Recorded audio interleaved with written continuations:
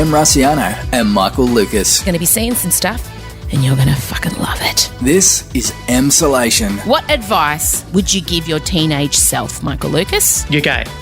Well, it's pretty easy. You can do it. If you're worried you can't do it, I'm here to tell you, you can. You can't be unhappy when you're stuffing that in your mouth. You're in Emsolation. And if that soundbite doesn't get used in our new intros, I don't know what is up or down. Hello, darlings. How are you? Welcome to another week of Emsolation. So maybe some of you are new. Welcome. Maybe some of you have been here from the start. I love you. Hey, on Friday night, in case you missed it, Michael and I did an Instagram live talking about, obviously, Donald Trump versus COVID.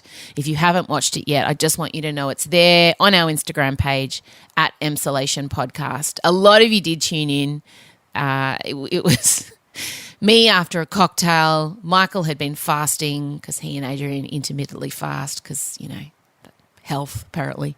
I can't do that, but anyway. So it's there on our Instagram page. I just don't want you to feel like you've missed anything. We do talk about it again today, but it might be worth seeing our faces react live.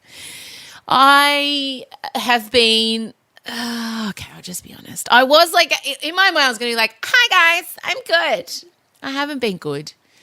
If any of you saw the project on Thursday night, I spoke about Chrissy Teigen and how she very bravely posted about losing her baby.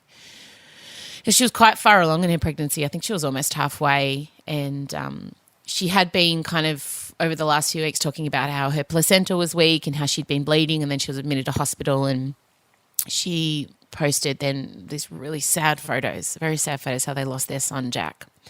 And when I saw the post, I felt really triggered. I felt like immense. I kind of held my breath when I saw it, and I suffered a miscarriage. I lost a baby close to 16 weeks, and as I kind of look out my window now, he's buried in a pot plant in my garden. I look at him every morning, and I think about it, and you get used to kind of living with it, and you don't feel better, but your ability to kind of push through the waves of grief gets better and better, as you know, any of you who've dealt with loss.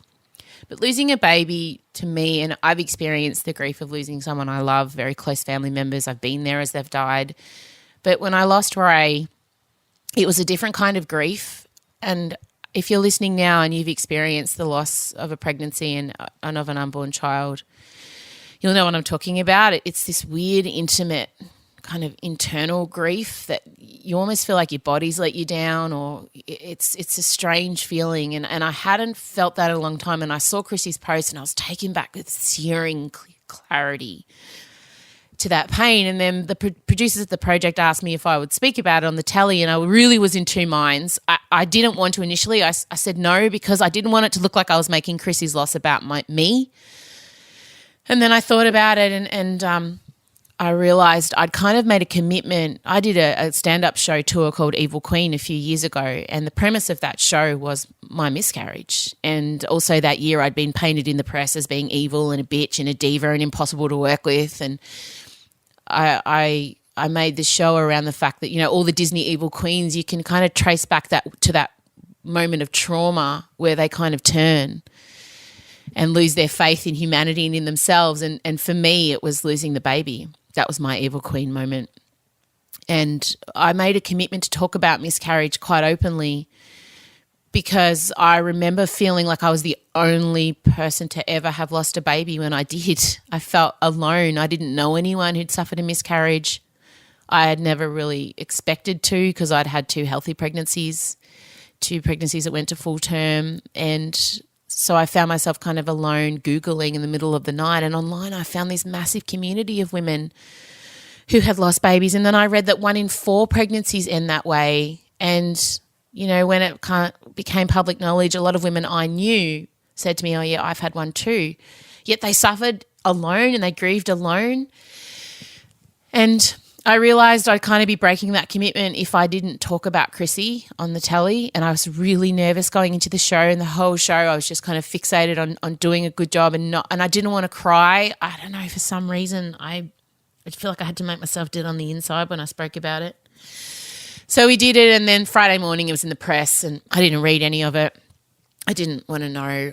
I was afraid people would be saying that I was, trying to make it about me or whatever. But I did get a lot of messages from you guys saying thank you again for talking about it and making you feel less alone. So, if I made even just one person feel less alone, then I'm okay with copping shit for, being selfish.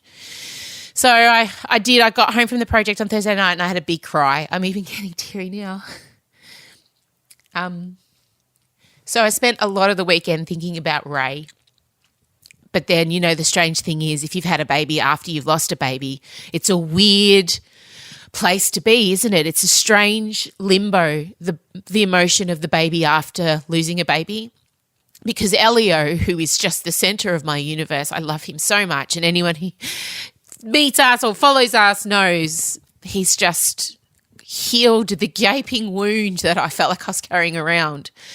He's filled it up with just the most beautiful kind of love. He wouldn't be here if Ray had have lived. So it's a strange place to sit emotionally.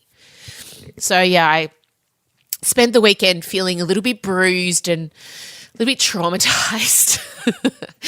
But I'm okay. I've had a lot to take in, obviously, with all the stuff going on with Donald Trump. But, yeah, I just did want to address why I spoke about my miscarriage in relation to, what Chrissy Teigen had posted. And again, I think I read that she's been getting trolled and people are writing awful things. And I'm often amazed at how people can be shitty like that.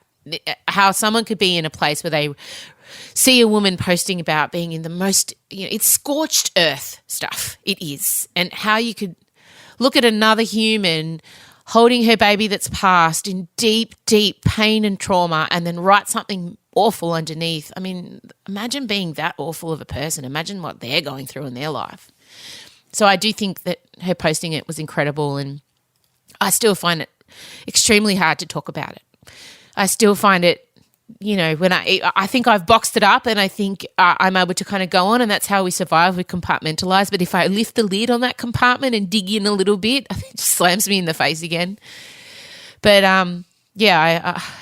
I hope this hasn't brought up anything for you. And if you've lost a baby or someone who's lost a baby, I'm sorry for you. And exactly the ups and downs of it, and the emotions, the complicated emotions of what comes after. And at the time I was pushing through in breakfast radio, and I was doing, arguably the hardest job in radio, Sydney Breakfast, the most contended seat, the one that Kyle and Jackie O had left, and all eyes were on me. And I think a lot of people were hoping I failed, and a lot of people were just interested in seeing what happened. And, my first year in breakfast radio, I lost a baby, and in my second year on breakfast radio in Sydney, I got pregnant. And then for those of you who know, when you get pregnant after losing a baby, you spend the whole pregnancy in fear. You hold your breath for every movement. You hold your breath for every heart monitor check, you sit in that ultrasound. You're not overjoyed. You're just terrified until your obstetrician looks at you and says, there's the heartbeat. And then I was still getting up every morning and trying to pretend like I was a normal person, and I was not. I was a woman in deep trauma. So, that whole time of my life, those whole 2 years of miscarriage and getting pregnant again and all the shit that went down with that radio job, I look back on that person and she was very, very unwell. And I'm glad I'm here now, and I'm good, and I'm able to talk about it, and I'm much happier and evolved. So still working on it, still working on, not letting that time kind of dictate everything I think about myself, still rehabilitating myself in my own mind. Shit, I've been rambling. I'm going to stop now. I just looked at the time. I'm sorry. Feel free to skip forward. Do the 15-second skip forward. I'll bring Michael in now. Obviously, we've got a lot to talk about. We're going to be talking about Trump. There's just so many. He's been let out of hospital. Jesus Christ. This is just, what a circus. You wouldn't believe it if this was a fiction. If this was written as a book or a TV show, you'd be like, that's unrealistic writing. But it's real life, guys. And then we're going to talk about some 80s parenting. Michael's been watching a doco about an 80s theme park that reminded him of a time where his parents encouraged him to jump from a moving bus most days. 80s parenting. What a fun time. Guys, thank you so much for listening. I really appreciate it. You know that. And it enables me to keep doing radio and broadcasting without the trauma. Although I do work through it, don't I? Okay, guys, enjoy. Play the music.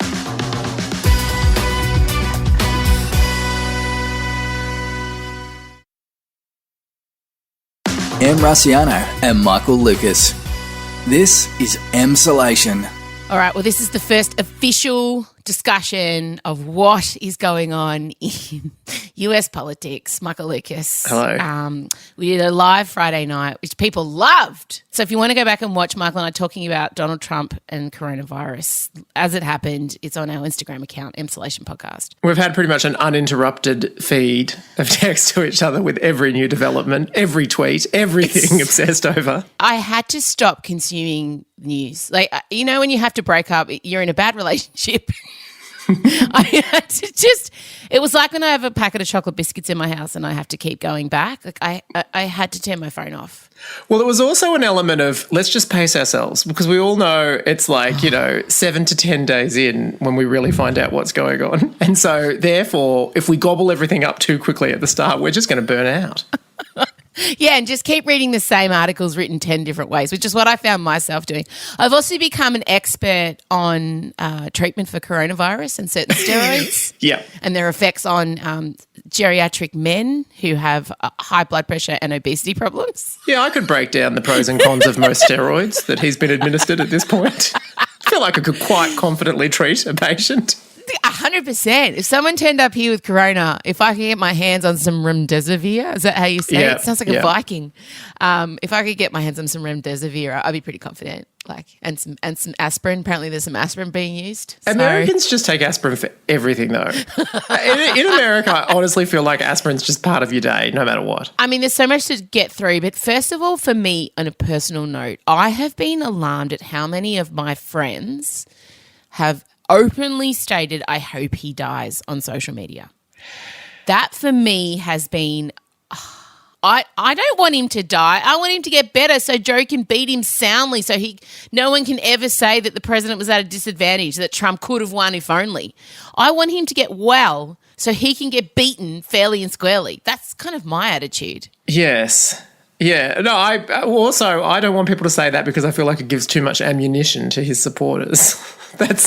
That's another reason why I get alarmed when I see those tweets. Where's our baseline of humanity going?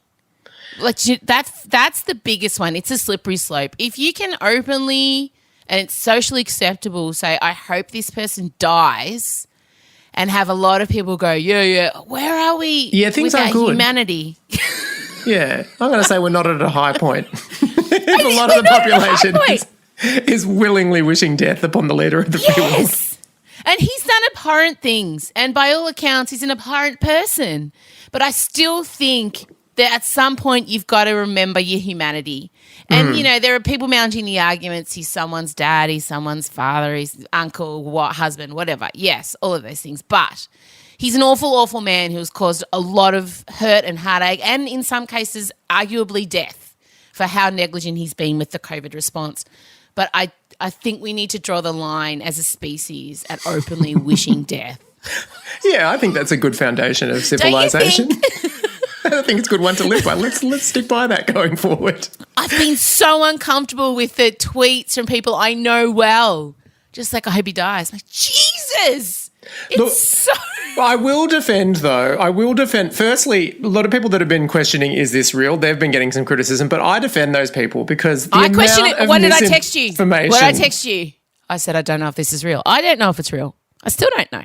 I feel pretty sure he does have it because he's doing such a bad job of trying to hide the symptoms. But I think it's actually pretty logical response to start questioning something that he declares about anything he declares about the coronavirus, given the level of lies that have come out. So I think that's okay. And also, I know people making jokes about it is sometimes looked badly on, but I think to a certain level there is an element of Chris Rock put it on he did a monologue on Saturday Night Live, and he said as a joke, it's almost too far. And his equivalent was, if I'm a comedian and I've been making all these jokes about how belts are stupid, and right in the middle of telling that joke, my pants fall down, it's almost too far as a joke. It's just too obvious, too stupid.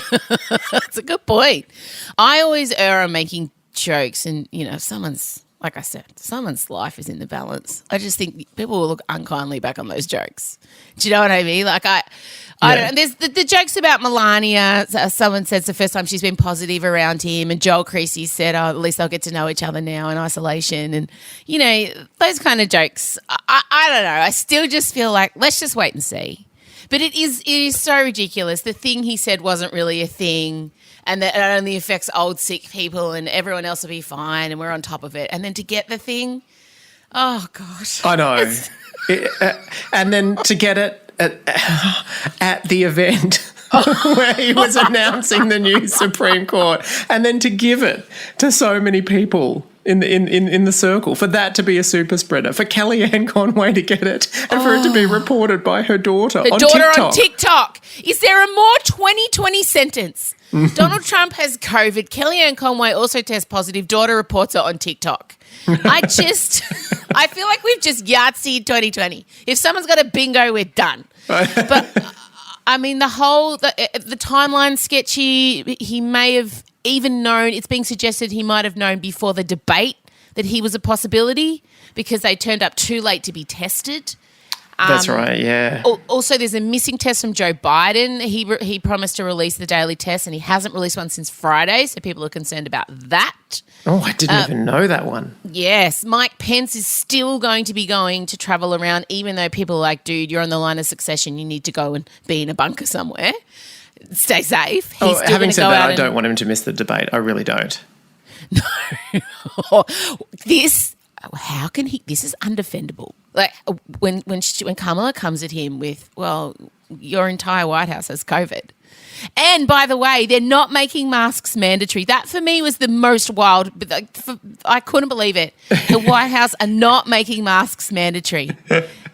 They just said, no, we don't have to. No one at the White House has to. And also a bunch of White House staff have come out and said, we don't know what's going on. There's no emails going around. There's no testing. We don't know if we should be isolating. We don't know who's been exposed. So, it sounds like it's an absolute schmozzle. Yes, although, I mean, by this stage, we should come to expect.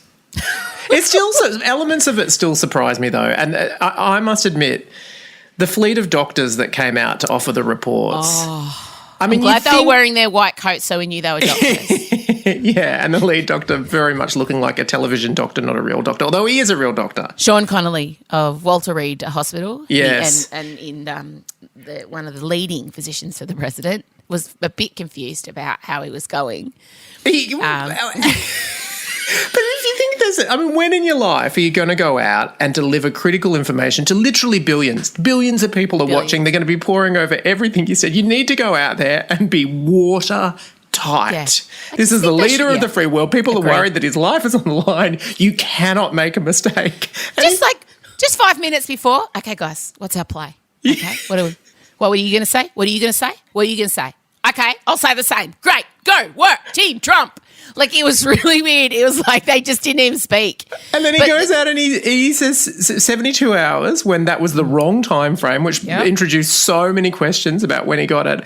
And then classically I don't know did he not anticipate that people would say, has he been on oxygen? And then to just answer, he's not on oxygen now. Let's have a listen to this because it's amazing. The way he just keeps pissing off the reporter.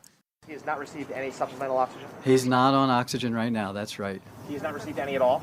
He's not needed any this morning, today at all. That's right. There you go. I mean, he just was not answering that question. But was the president on oxygen when he went to the hospital? But he's not on it now, guys. Okay, that's not what we're asking, Sean. Sean was rock solid. But then the White House came forward and said that straight after and said, oh, no, he's really bad. Yesterday, you told us that the president was in great shape, had been in good shape and fever-free for the previous 24 hours. Minutes after your press conference, White House Chief of Staff Mark Meadows told reporters that the president's vitals were very concerning over the past 24 hours. Simple question for the American people. Whose statements about the president's health should we believe? So the chief and I work side by side, and I think his statement was misconstrued. What he meant was that 24 hours ago, when he and I were checking on the president, that there was that momentary episode of the high fever and that temporary drop in the saturation, which prompted us to act expediently to move him up here. Fortunately, that was really a very transient, limited episode. A couple hours later, he was back up, mild again. I'm not going to speculate what that limited episode was about so early in the course, but he's doing well. Now my brain's like, what's the political muddying the waters on whether he's okay or not? So the doctors say he's fine. The White House staff who aren't medical professionals say he's not fine. What's the political gain there of making people confused? Well, I mean, it's Trump, I think, wanting to project strength. Although today Sean came out and acknowledged that he's been on oxygen twice. And, Shit. But then he said he wanted to maintain the upbeat tone. And then he also said Trump watching. Yes, exactly. You'd be acutely aware of Trump watching on Fox News. But Alyssa Farah, who's the White House comms director, directly said the doctor lied to reassure Donald Trump. So who would be watching? That's the specific reason he did it. Yeah. I mean, I can understand that maybe if you have a very, very panicky patient, and I'm 100% sure he would be a panicky little patient. Yeah, but a lot of stock markets rely on that information. No, I know. There's no it's not like telling your kid when they've cut their hand and you can see bone, no, babe, it's fine, don't look, you'll be fine, we'll just go to hospital, get some stitches. It's different to when stock markets, economies rely on this information. I vividly remember, actually, speaking of that, when I was a little kid, I fell back on a folding chair and cracked my head, and my head started bleeding everywhere. And my mother, who was a nurse, clutching it, I remember her so vividly saying, it's not blood, it's tomato sauce. It's not blood, it's tomato sauce. Yeah. Both my girls have cracked open the back of their head and we had to go to the hospital and get staples or stitches, and I was lying saying the same thing. No, it's a bit of paint from before. It's a bit of paint. Remember you're painting? 100%. So he's essentially doing what we did to our toddlers. Yeah. Like the doctor to the president. And then he delivered the television address, and Twitter went into a meltdown saying that it possibly was staged before he left the White House, that he was signing a blank piece of paper, that they used Adobe Pro to suppress his coughs and edit them out. That, as you know, I like to maintain a healthy level of skepticism about all these sort of things, except that is an absolute edit. That is so for anyone who even has rudimentary knowledge of... What do you mean? Tell me how you know. The cough bit... Yeah. It is, you just look at the bit. It's like about 1:06 into the address. It's a complete glitch in the picture.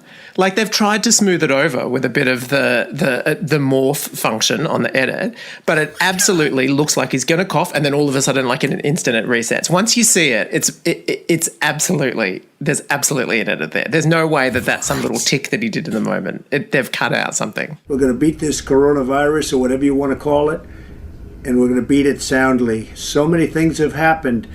If you look at the therapeutics, which I'm taking right now, some of them, and others are coming out soon that are looking like, frankly, they're miracles. If you want to know the truth, they're miracles. You're sounding like me right now. Oh, no.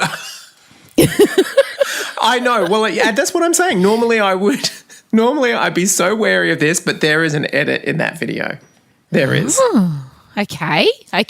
Oh, hang on. Breaking news. Trump leaving hospital right now. Wait, breaking news on the podcast? This has never happened before. I could always just press pause, but I'm not gonna. I'm going to go and look. Donald Trump leaves hospital in what? In motorcade.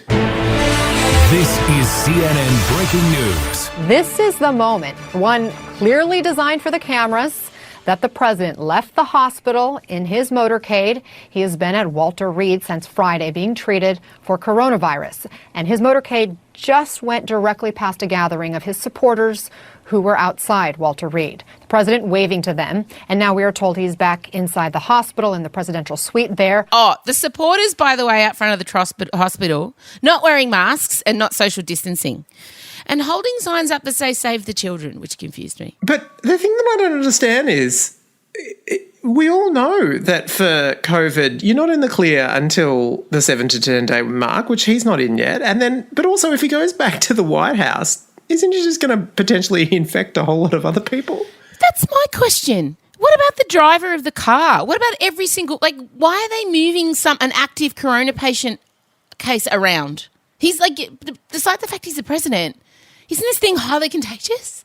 Yeah. Wouldn't someone have had to get him in the car, be in the car with him, get him out of the car?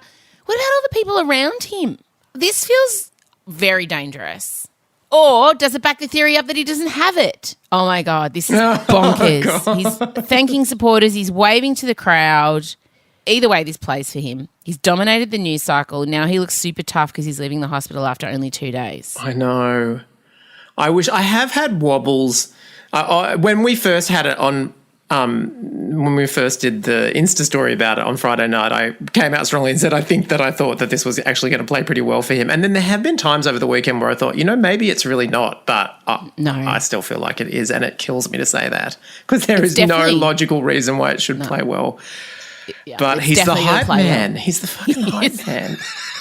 It's definitely going to play well. 100%. The magical unicorn of death, again, cannot see a winner of the election. I can't see it. Oh. And she was confident of Biden 3-4 months ago. But the magical unicorn of death is seeing, like, it's almost like the future is shifting every day. It's like, I can't get a hold on the future. It's changing. It's changing too much for me to be able to make a prediction. Oh, no. But on the project last week, we did have a guy who's like a science whiz, a numbers whiz, who predicts the future using algorithms he takes from Twitter and news cycles and stuff. I saw that dude. Yeah. And he predicted like Trump victory. Yes. Yeah. But is his numbers being taken off Russian intelligence infiltrating Twitter and Facebook? Who's to say? Oh, I do keep on listening to podcasts where people go into swing states and, they say, gee, all the polls say that Biden's ahead. But if you drive around, you see nothing but Trump lawn signs. And remember, people lie about voting for Trump because they're embarrassed they voted for Trump or they don't want to cop it. So they don't tell the truth. So exit polls are bullshit, in my opinion, because someone's not going to come out and say, if they're not an open Trump supporter, maybe they don't want their friends and family to know if there's a camera in their face. I think it's much closer than we think. I really believe that. The problem with the magical unicorn's powers are, what's going to be ultimately better for me? Is it better that I have hope for a month and then just absorb the blow, or is it better that I feel increasingly nauseated and then it passes and I just sort of feel dead inside? I feel comfortable saying I think there's a very good chance he's going to win. I do feel comfortable saying that. Or either way, we're not going to have a president because if Biden wins, it'll be by a bee's dick and then Trump will contest it till the cows come home. And they've set it up so well to contest it too. He's raised so many suspicions about mail-in votes, and they've got all their lawyers and his son's out there asking for able-bodied people to come and join the legal fight to, I don't know, discount as many mail ballots as possible. And it's terrifying. Before we move on to something else terrifying that you've been watching, I will throw in the mix just for everyone to really make your day that Donald Trump Jr. is a possibility to become a senator. He's going to run for a Senate seat. Oh, God. Just keep that in your hat. Yes. That's another. He'll be the first Trump to have governed properly. And the irony being he was the loser child. There's a really interesting thing that's happened with the Murdochs and the Trumps, which were with the Murdochs, it was James and Elizabeth were the two star kids, and then Lachlan he was a bit of a screw up. Not a full screw up, but a partial screw up. But as things have transpired, it seems like James and Elizabeth have both grown consciences. And so they've moved aside, and now Lachlan's going to take over. And likewise, Donald Trump Jr., at the beginning of all of this, I mean, we all know that Ivanka was the golden child. Yeah. And then Donald Trump was the one organising the stupid meeting with the Russians that almost ruined everything for them. But as time's gone on, he's connected with Donald Trump's rabid fans much more than Ivanka. Oh, yeah. He's the heir apparent. He's a white man. She's got a vagina. That's against her first and foremost. And also, not that I have any sympathy for her at all, but it does appear she does have some level of shame about her. Like she has a sense of shame. Oh, I don't know. She cares about the environment. She cares about the way she looks, and I don't think he cares about anything. No. Odie told me that Barron Trump is like a TikTok thing.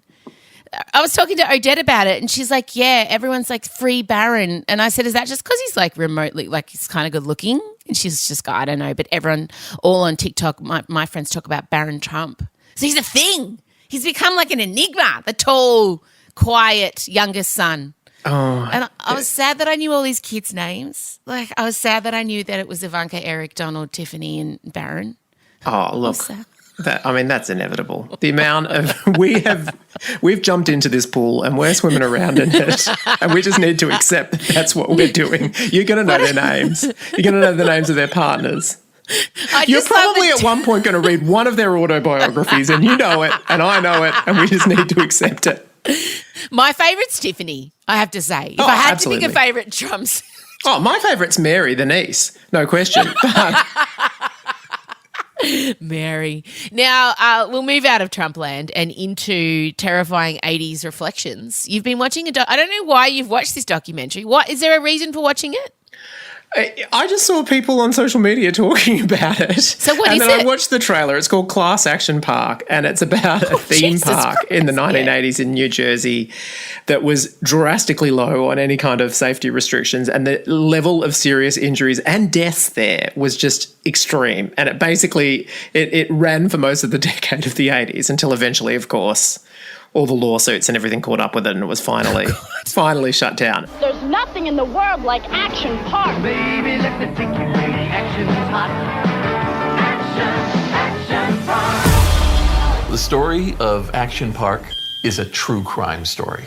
Build it higher, make it faster. People control the action. Combine that with liquor and anything goes. There were no rules. For a lot of kids, that was heaven. And if you couldn't swim well, yikes. The doco acts as sort of like a tribute to the 80s, to the time before any kind of safety regulations. And when you see the kind of stupid water slides, like their attempts to do full 360-degree loops on,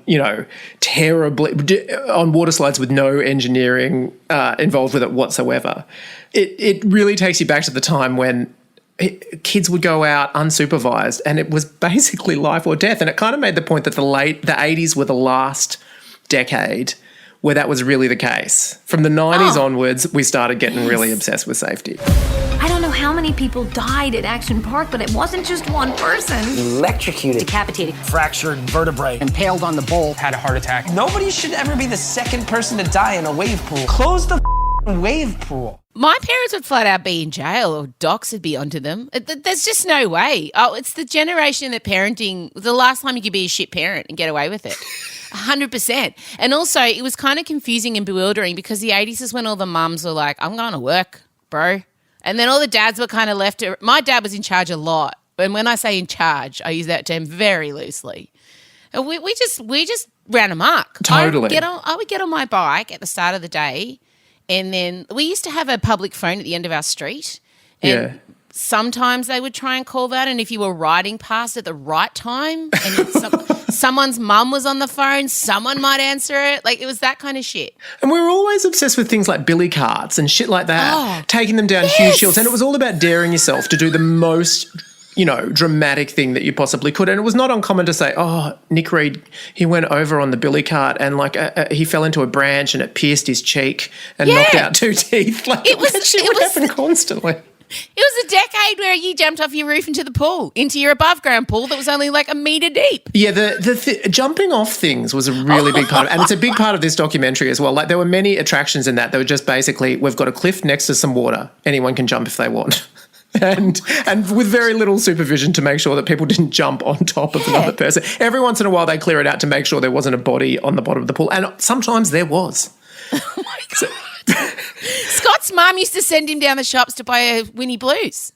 Oh, that's beautiful. Just like a 6-year-old. Just go down the shops, here's some money, buy me some ciggies, and the person sold it to the 6-year-old. I have one. There's one bit that I always think back on. Yeah. As the example, like, I cannot believe this happened. And it was when I got to high school. I was 12 years old and I started catching the bus home.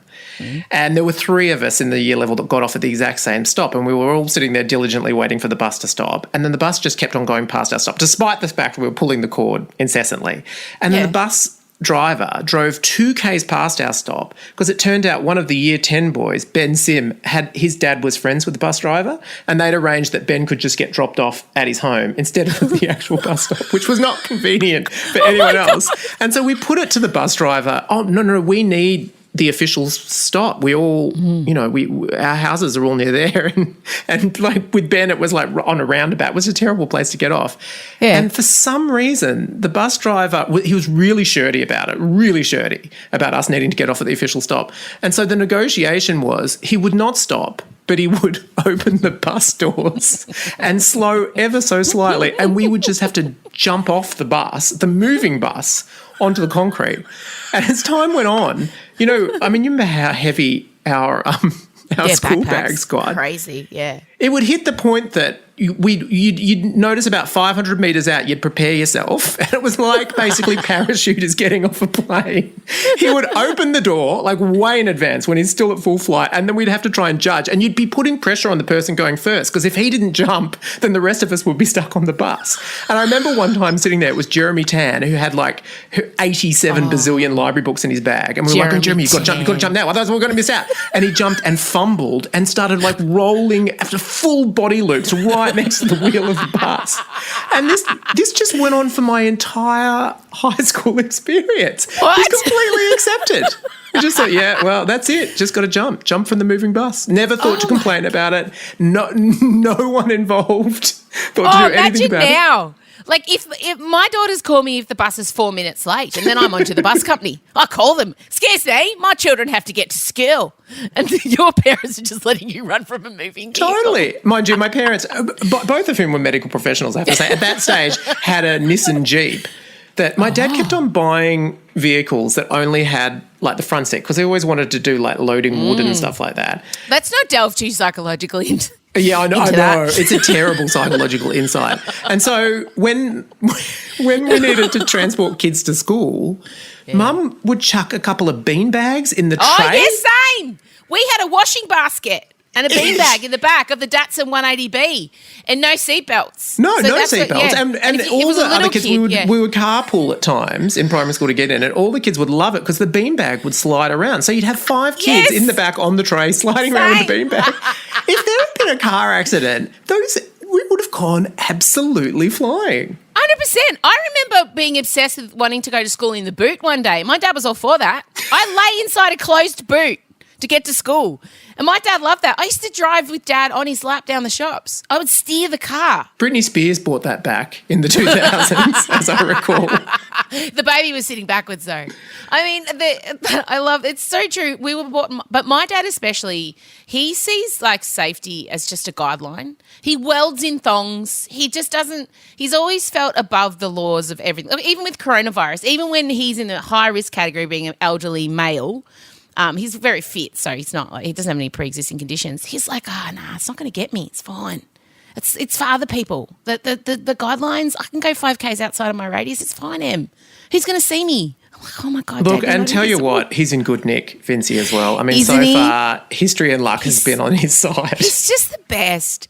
But he used to encourage us to get on the swing set and see if we could get all 4 legs off the ground. Like we used to swing it really high, and he'd be yelling at us, "Come on, harder!" He put the trampoline under the roof for me and had a sprinkler running underneath it to jump on. Oh, just trampolines in general. I mean, now when you see the trampolines kids go on, they're so padded and protected. Yeah, same. I broke my coccyx bone 3 times between the age of 5 and 15. Giving birth, my coccyx bone is pointy like a witch's hat because it's so deformed from fucking trampoline injuries. Trampolining in the 80s was an extreme sport. Oh, absolutely. Absolutely. Mind you, it was kind of glorious. I mean, the question is it a good thing that it's all moved on? And I think by and large it is, but... No, because I'm the result of parenting. So I was I was overparented by Mum in that she was very on top of everything, like full on. But in terms of safety and that shit, now because, we were left sometimes under pool tables in sleeping bags while they had Trivial Pursuit parties. Yeah. And I know what it is to have – I got bitten by a dog once and taken to a nurse, and they called my mother and she asked if there was any blood. Not if I was okay. She asked if there was any blood. They told her no. She said, okay, fine, send her to school. So, that's the kind of – I know what it is to – so I overparent because I was underparented. So Cotton wool. Yeah, I think there's we need to find a middle ground between is there blood and reasonable safety measures. But if you do want to relive, go back and watch. It's on Binge. It's called Class Action Park, and it was the zenith of 80s terror. It's amazing. The action never stops at Action Park. All right. Well, I know you need to go. I know you have a busy day. We will be doing another Dilemma Doctors this week, and we'll be following all the Trump stuff. Again, if you want to watch Michael and I from Friday night, just processing the news. Michael had been on a fast. I was a bit spacey. And, the story will probably change 80 bazillion times by the time you listen to this. We're doing the best we can to keep up with it. We're trying to keep up. We did have some breaking news in a podcast, which I think is unheard of. We did. I think that defeats the purpose of the podcast. But anyway. All right. I'll talk to you later. Okay. Speak soon. Bye. This is Emsolation. Thank you for listening, my darlings. Dilemma Doctors will be coming out again this week. If you have a dilemma you'd like Michael and I to solve for you or possibly make worse, you can email hello@mraciano.com and you could be featured here on Emsolation. Have a great day. If you're not following us on Instagram, why not? At Emsolation Podcast. We probably will do another live. It was kind of fun. Go and watch the live video of Michael and I from Friday night if you'd like to see kind of a podcast happening in real time. There it is. And if you'd like to become a patron, we've got a lot of new patrons, which is fantastic. If you'd like a membership to the podcast, we now offer, you can just do like a one-time kind of contribution to us, which I appreciate wholeheartedly. Have a great day, and I'll talk to you later in the week. Bye.